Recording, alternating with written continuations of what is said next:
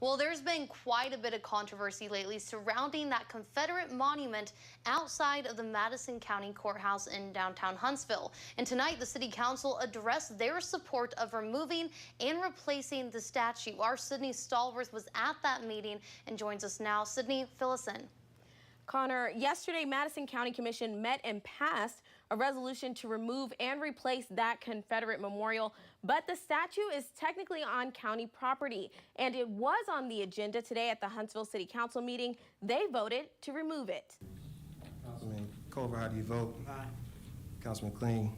Aye. Huntsville City Council passes a resolution calling for the removal of the Confederate statue in front of the Madison County Courthouse.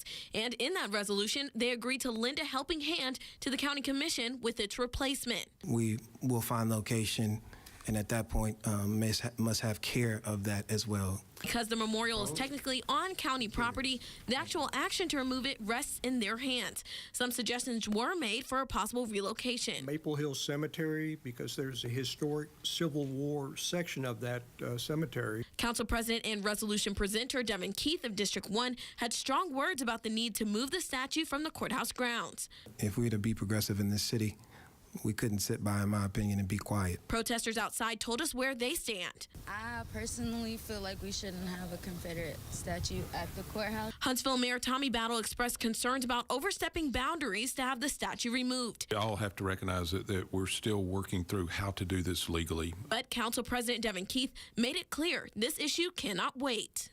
It takes a cost to do something right.